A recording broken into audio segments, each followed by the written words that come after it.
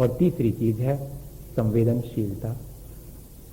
ये तीन चीजें जीवन में हो तो ऐसा नहीं है कि जीवन हम बेहतर ढंग से न जी सकें। हम सजग हैं अपने आत्म कल्याण के बारे में, हम सजग हैं कि हमसे दूसरे का अहित ना हो, हम सरल हैं कि हम जैसे हैं वैसा हमें मालूम हो, कम से कम किसी और को भले ही ना मालूम हो, पर हम जैसे हैं वैसा हमें तो मालूम होना चाहिए कि हाँ हम ऐसे हैं। जब कोई प्रशंसा करे तो मन ही मन हम ऐसे तो नहीं हैं, लेकिन ये प्रशंसा कर रहे हैं तब बहुत बड़ी कसौटी है कि मुझे ऐसे बनना चाहिए। लेकिन ऐसा बहुत कठिन है। और संवेदनशीलता भी है हम लोगों के अंदर। कैसी संवेदनशीलता है कि अगर गुजरात में भूकंप आता है तो हम इस तरह के संवेदनशील हैं कि सबसे पहले हम फोन लगाते हैं कि वहां वो जो हमारे एक व्यक्ति हैं उनका क्या हुआ, वो ठीक है, फिर ठीक, फिर भूकंप से कोई ज्यादा है ना। हमारी संवेदनशीलता देखना आप, अगर कहीं भी बलवा होता है, अगर कहीं भी गड़बड़ होती है तो सबसे पहले हमारा ध्यान जाता है कि वहां हमारा अपना, हमारा हितैषी या कि हमारा शत्रु, उसका क्या हुआ। हम उसके बारे में भी इंटरेस्ट लेते हैं। ऐसा नहीं समझना कि हम अपने प्रियजनों के बारे में इंटरेस्ट लेते हैं। हमारा वो जो शत्रु उसका मिट गया। अब मैं अपने मुंह से काय कहूं, सब समझ गए। हमारे सुख दुख का क्राइटेरिया क्या है? हमारी संवेदनशीलता नहीं है, हमारा स्वार्थ है। हम सजग तो हैं, सरल भी हो सकते हैं, लेकिन हमारी संवेदनशीलता इतनी थोड़ी सी रह गई कि जहां हमारा स्वार्थ है वहीं तक, इससे आगे नहीं बढ़ पाते हैं। भैया इसको भी थोड़ा सा ठीक करना चाहिए।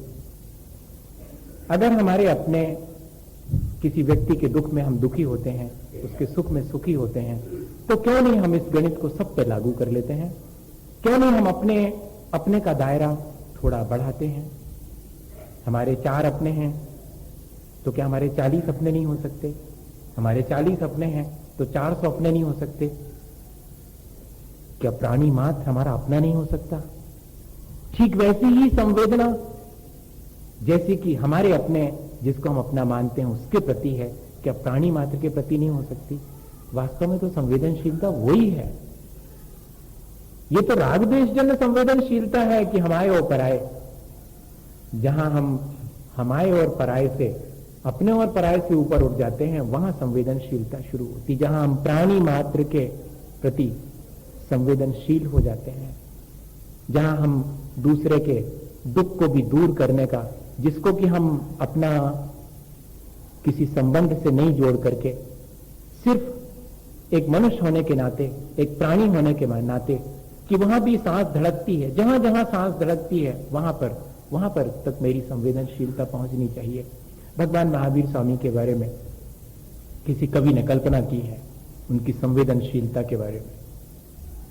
पता नहीं, मैं तो बाबा के चरणों में बैठा हूं तो इस बात के लिए तो मैं चिंतित नहीं हूं। लोग जरूर चिंतित हैं कि मैं महावीर जयंती तक रहूंगा कि नहीं रहूंगा, क्या पता। पर भगवान महावीर स्वामी के बारे में तो आज भी कहने में कोई हर्जा नहीं है।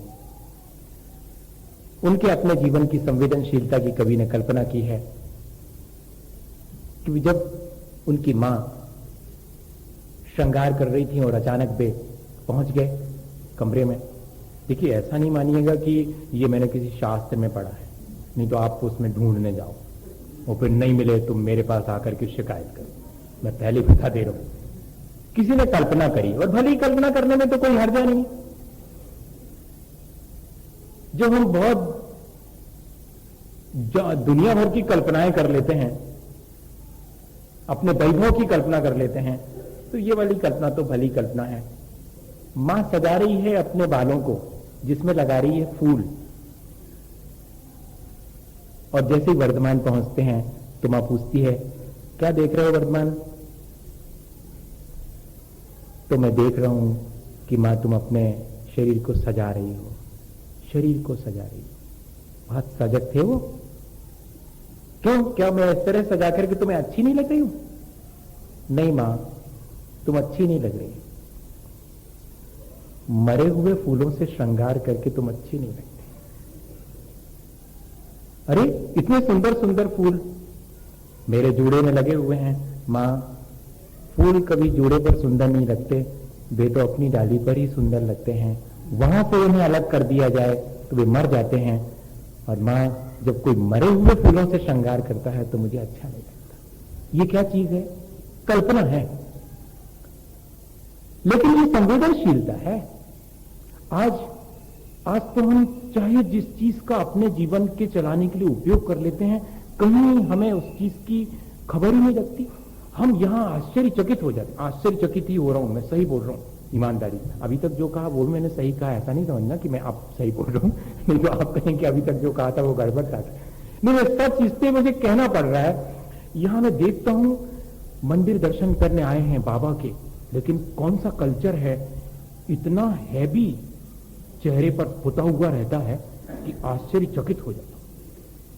सचमुच मुझे नहीं देखना चाहिए, मुझे शरीर से पार देखना चाहिए वास्तव में, लेकिन दिख जाता है। क्या करूं, जानबूझ के नहीं देखता, लेकिन जब दिख जाता है तो मन को ऐसा कचोटता है कि अरे, और उन्हें ये नहीं मालूम कि ये सारी चीजें जो मैंने लगा रखी हैं, उन सब के पीछे कितने लोगों को अपनी जान देना पड़ी होगी, तब मैं अपने को सुंदर बना पाया। ये संवेदनशीलता कहां गायब हो गई? वहां तो भगवान महावीर स्वामी अपनी मां को एक फूल अगर सिर पर लगा रखा है तो उसके लिए कह रहे हैं, और हम जिन भगवान महावीर स्वामी के चरणों में झुक रहे हैं और अपने आपको पूरे के पूरे उसी से लपेटे हुए हिंसा से, हमारी संवेदनशीलता कहां चली गई? तो फिर हमारी इस पूजा आरती और स्वाध्याय और धर्म ध्यान, इस संवेदन शून्यता के साथ अगर ये सारी चीजें करी जाएंगी तो बताइएगा इनके कोई बहुत बहुत बढ़िया रिजल्ट मिलेंगे? नहीं मिल रहे हैं अगर, तो इन क्रियाओं का दोष नहीं है, हमारी संवेदन शून्यता का दोष है। हमें इनके रिजल्ट उसी दिन मिलना शुरू हो जाएंगे जब हम वास्तव में सजग और सरल और संवेदनशील होकर के इन सब क्रियाओं को करेंगे। यहां तक कि अपने रोजमर्रा की क्रियाओं में भी हम अगर सजग रहें, धार्मिक क्रियाओं में सजग रहें, सो तो है ही भैया। अगर दिन भर के पूरे क्रियाकलाप में हम थोड़े से सजग, सरल और संवेदनशील रहें तो कोई वजह नहीं है कि हम अपने जीवन को बेहतर न बना सकें, अच्छे ढंग से न जी सकें।